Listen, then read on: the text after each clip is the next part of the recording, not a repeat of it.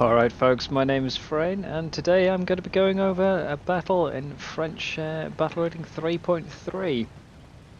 It's not the best battle rating for the French.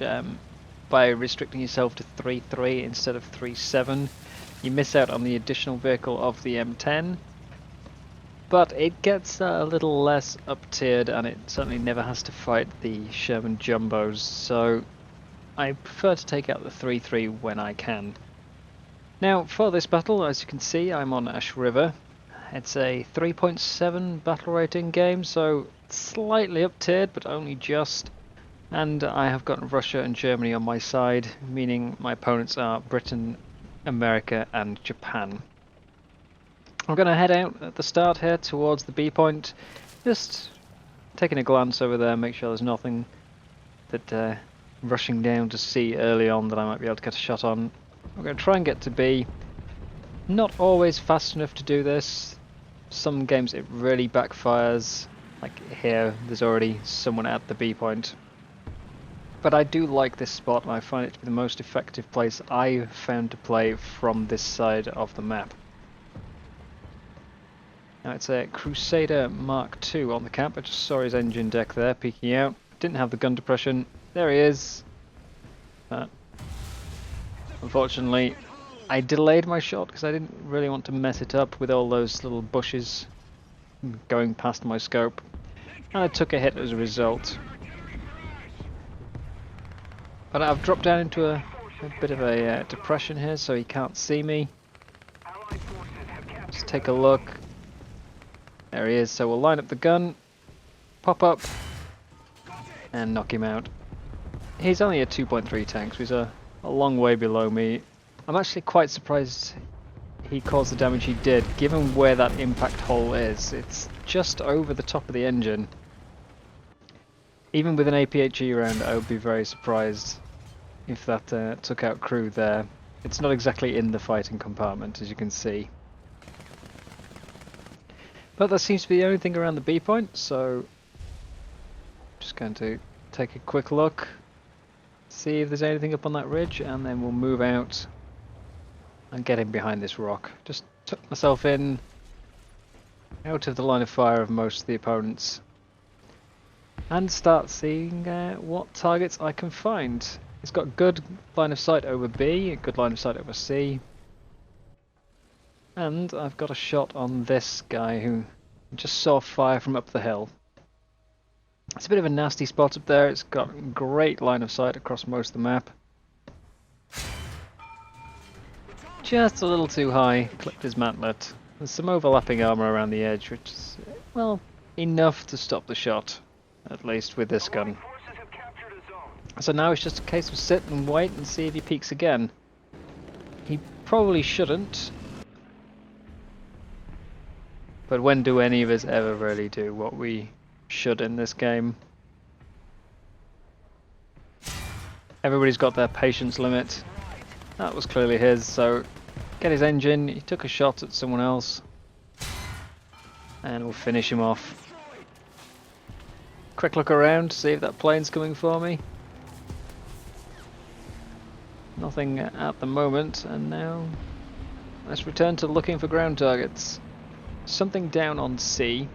Although, rather embarrassingly, considering the reason I'd chosen this spot to play in, I didn't notice that somebody was capping C for quite a while. I was too busy focused checking if there was anything on that hill. And I started turning around to see what's going on over the B point here. There's a lot of smoke, a lot of shell noises. I went to investigate that, completely failing to notice the C point. And as I said at the start, that's half the reason I've chosen this spot. It's so I can cover B and C. Maximum coverage of the map without having to really move around too much. Because it's a very hilly map, this one, so you're going to be going up and down, and that takes a lot of time. I've finally noticed now, though. Better late than never, although of course it would have been great to have stopped them getting that cap. Just move down, wait for this tank to drive off. So that's a Sherman down, British Sherman. And I'm not going to go down and decap it myself. As I said, it's a long drive back up that hill. And we do have somebody else heading for it already, who I figure could probably do with the spawn points a little more than me. He's already on his way down there. There is something overlooking the cap. Something that actually just killed that tank. So we'll get rid of him.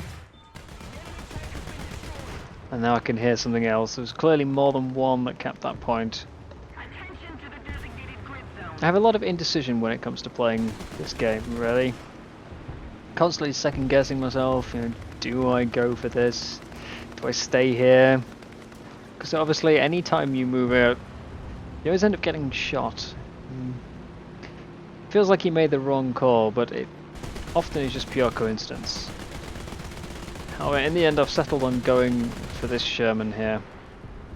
I was a bit concerned I might end up tipping myself into this hole and not being able to get back out, so I'm just inching slowly to the edge. Managed to get a shot down through the top of his turret. So back up and back behind the rock.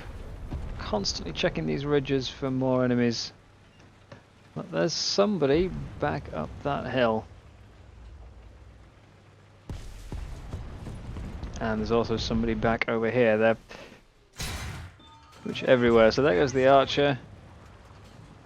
One down here. There's enemies all around me. So many people went to that sea cap, and due to my late reaction, I didn't see the vast bulk of them.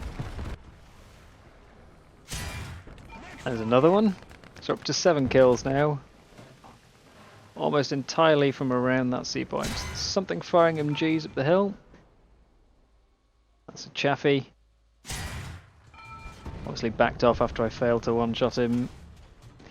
Of course I couldn't quite see him, I was just firing at tracers, but ideally a little lower would have been best. Another Crusader. I don't know where they were all coming from.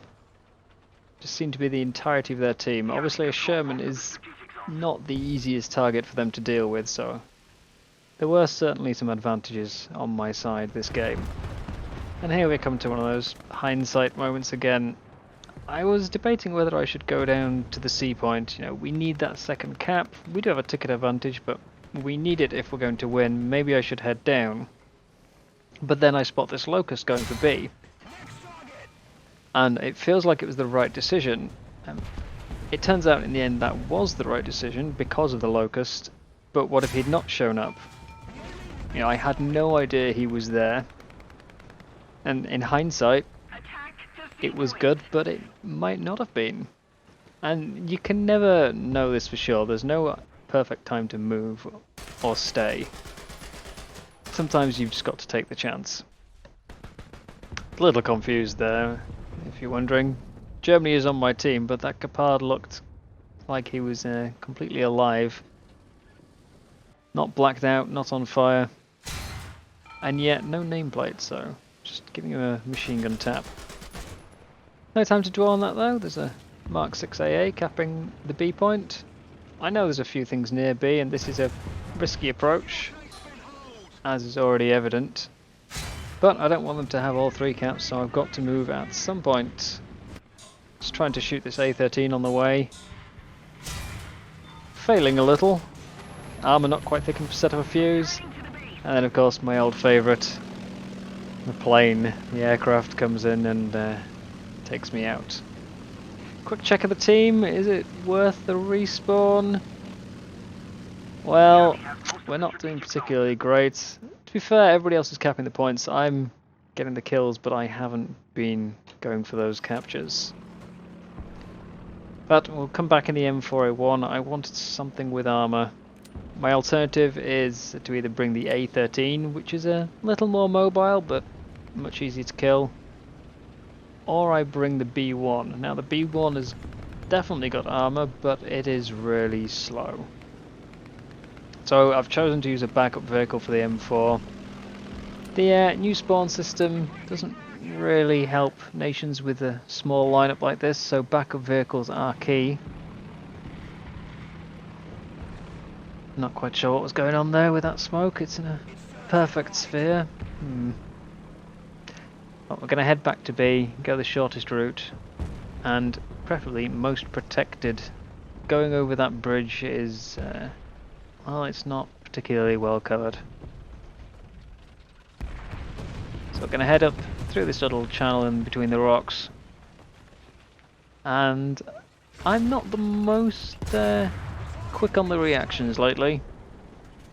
That Mark 6 was visible long before I shot him, and there is also an M10 there who is visible for quite a while before I shot him. I almost looked straight at him then. And now I've finally noticed. Quick snapshot. Sherman's short stop stabilizer really helps in those cases. I thought I could hear an engine. It really sounded like there was a little lawnmower chug behind me. I've come back to look for it, expecting something like a little A13. But I can't find anything, and I need to get to that cap.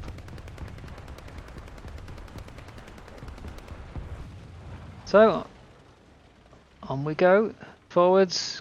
Trying to keep the gun behind me for as long as I can, just in case. We have a tank destroyer trying to retake A again.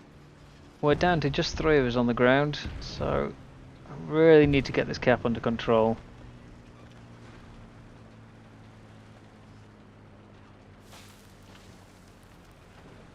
There we are. Popped a lot of smoke, but then chose to sit outside of it. It's an interesting choice. But there's still something capping, so let's back off to the edge of the cap, maximise my field of view. As you can tell, it is taken from a stream, is this clip. I was contemplating using the live audio, but I was encouraged to do some commentary. So there goes a Crusader, and I'm still getting shot at. So let's check the one place that I know has an angle up here, and yeah, there's that same Japanese player from before. Both his previous tanks I've killed up on that hill. That was a mistake here on my part. Not necessarily that, not peeking out and shooting. I mean, I killed him, I got rid of him again. I lost my tank in the process, sure, but the mistake was not waiting to finish capping B before I did that. That's leaving us further bleeding tickets at a much faster rate. I should have waited. I wanted to get the shot back as quickly as I could, but it was a bad call. I'm still absolutely determined at this stage of the game that we can't win, and I'm just spawning just for the hell of it, just to see how far I can get with this game. So we're going to take the A13 down to C. The idea is obviously get the C cap. That will even things out. 1 cap each. It's not going to bleed anywhere. Tickets aren't going to go down, and I can focus back onto trying to whittle down their numbers. And it seems like a solid plan. But now they're capping B, and that's going to disrupt that plan a bit. But for now, at least, while he's capping, I know where he is, so I want to leave C and try and get up the hill as fast as I can.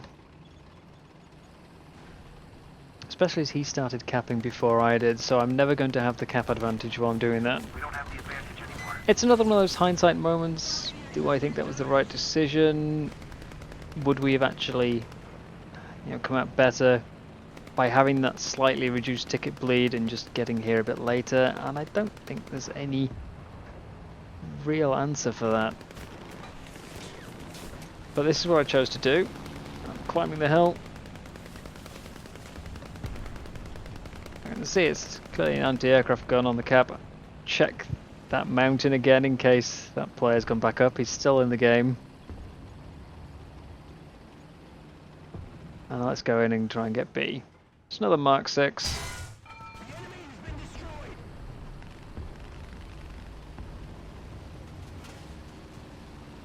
And the T-34 just took out a Crusader AA off to the southwest of B, which is very good news for me because that thing will cause me problems. Now I'm still, again, figuring that this game is lost. I didn't really, sorry, think that I could get this cap in time. Got to decap it and then I've got to fully cap it, and I've got to do all that with very few tickets left.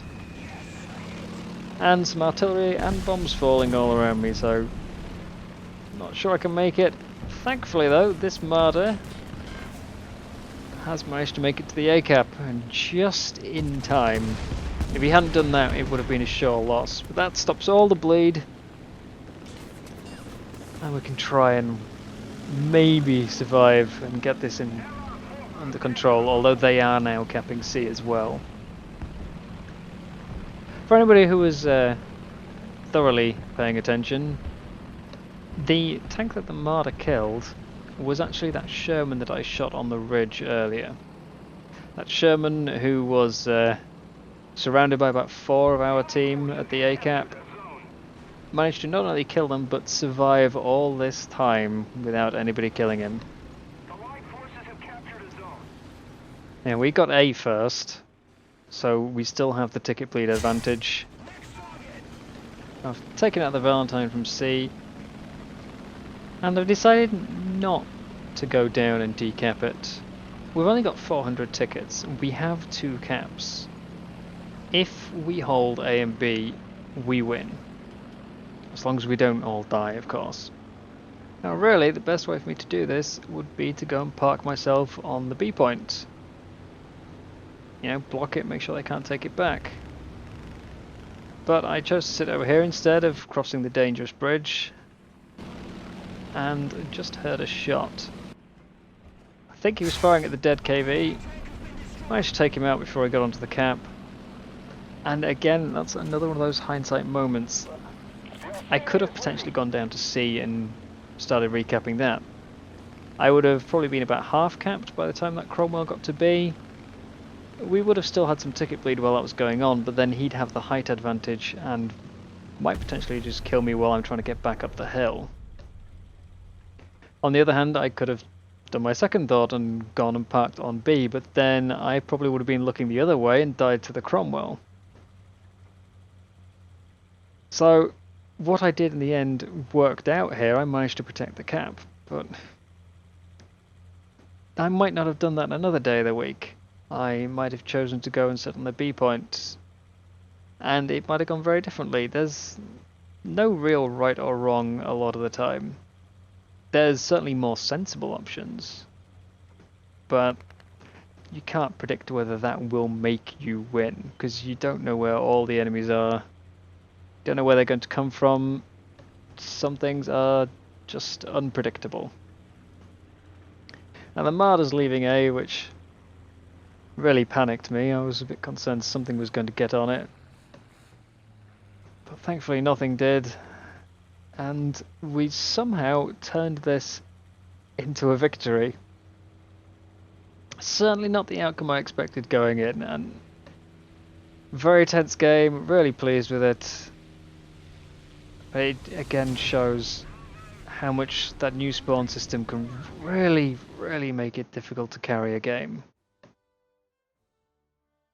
19 kills, only the 1 cap, despite how many times the cap's changed hands. I didn't really pull my weight on that part, I was focusing on the kills.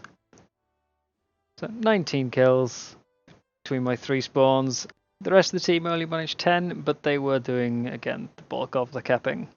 I do think this would have been easier without the new spawn system, but we'll talk about that another time. For now, thank you very much for watching. I hope you've enjoyed, and I will see you next time.